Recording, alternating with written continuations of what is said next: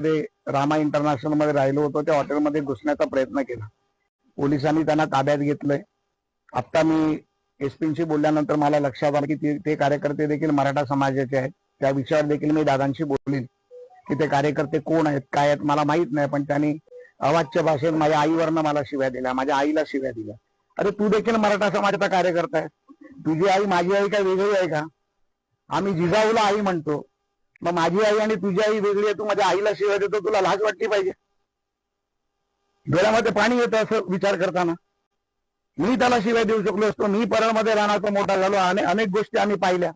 शिव्या देणं फार सोपं असतं, पण ज्या वेळेला ते हृदयाला ठेचून जातं ना,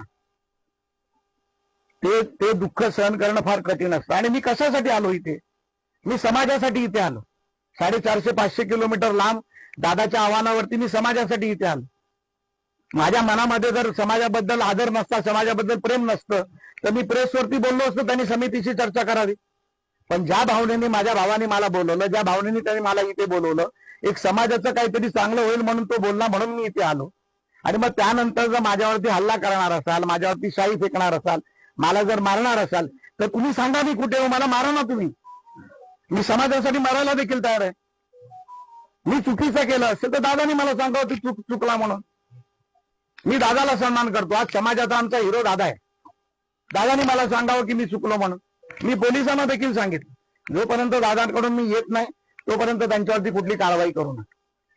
एक प्रश्न असा आहे की गेल्या 2 वर्षांमध्ये मनोज जरांगे पाटलांना 8 वेळेस आमरण उपोषण करावं लागलं. प्रत्येक वेळेस त्यांना आश्वासन दिलं जातं, थोड्या वेळेस त्यांना मुंबईवारी करावी लागली. आता परत 11व्या वेळेस तुम्ही आला, यावेळेस तरी काही तोडगा निघेल का की पुन्हा आश्वासन?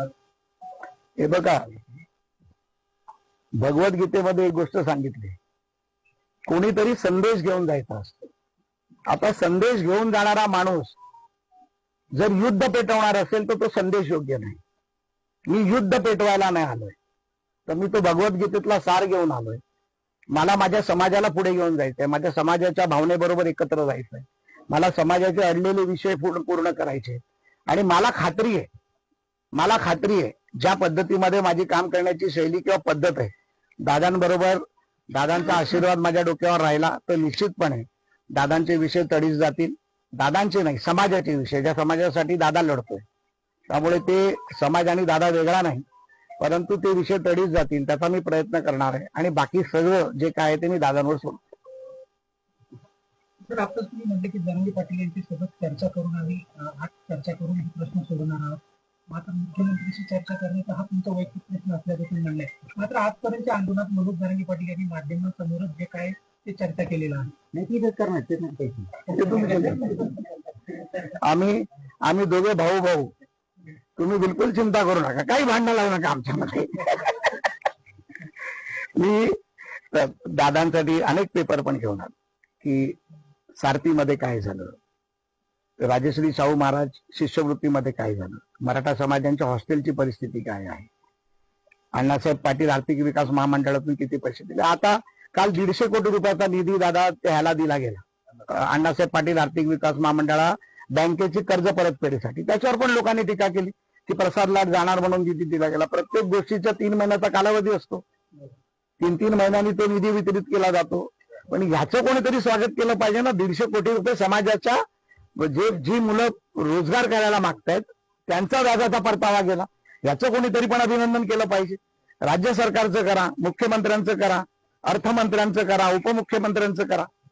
त्याच्यामुळे अनेक गोष्टी ज्या समाजासाठी केल्या गेल्या, दादांच्या आणि अनेक काही गोष्टी माझ्या कानावर आल्या, मला माहित नाही, ते दादा सांगतील. परंतु ज्या आमच्या मराठा बांधवाच्या लोकांनी बलिदान दिलं, अनेक लोकांनी बलिदान दिलं, त्यांच्या घरच्या नोकऱ्यांचा प्रश्न होता, ज्या गुन्हे दाखल झाले त्या गुन्ह्यांचा प्रश्न होता, त्या सर्वांवरती मी दादांची चर्चा केली.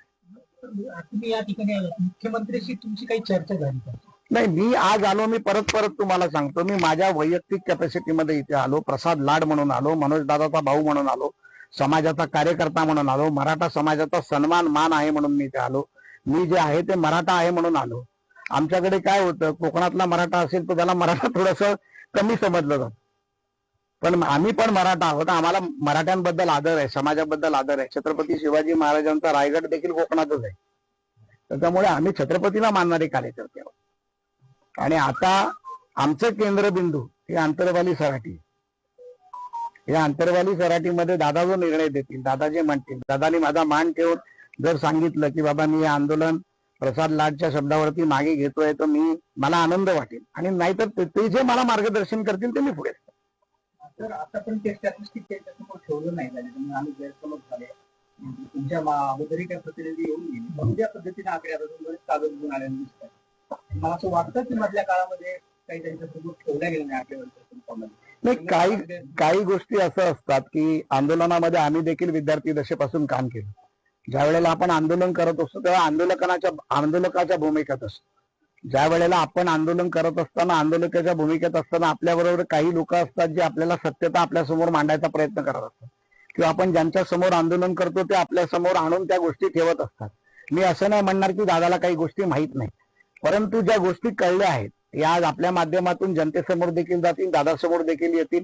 आणि त्याच्यानंतर पुन्हा मी म्हणतोय की मी असं नाही म्हणत आहे की आम्ही 100% काम केलं किंवा या सरकारने 100% काम केलं. जे काही उणीवा बाकी राहिल्या असतील त्या सभागृहात, अजून माझ्याकडे 2 वर्ष आहेत, मी सभागृहात मांडू शकेन. आम्ही सभागृहात छाती ताणून मराठा आरक्षण पूर्ण करण्याचा प्रयत्न केला. मराठा आरक्षणावरची आमची भाषणं आहे का? आम्ही सभागृहात दादाचा सन्मान केलाय. त्याच्यामुळे जे काही उणीवा राहतील त्या पूर्ण आम्ही करू. आजपर्यंत अनेक शिष्टमंडळ आली पण मात्र तोडगा काही निघाला नाही. आता वाटतं तुम्हाला तोडगा? मी तुम्हाला सांगितलं ना, जो व्यक्ती चांगल्या भावनेतून आणि विषय संपावा या भावनेतून येतो, ही आग धुसपसत न ठेवता ती आग विझली पाहिजे आणि त्यातून समाजाचं भलं झालं पाहिजे. आणि ज्या भावनेतून आज दादाला भेटल्यानंतर, त्याच्या तब्येतीची विचारपूस केल्यानंतर मला जे वाटतं की मला असं वाटतं की दादानी याच्या पुढे उपोषण करू नये, ही माझी भाऊ म्हणून त्यांना विनंती राहील आणि माझी त्यांना मागणी राहील. त्यामुळे यापुढे त्यांना आंदोलन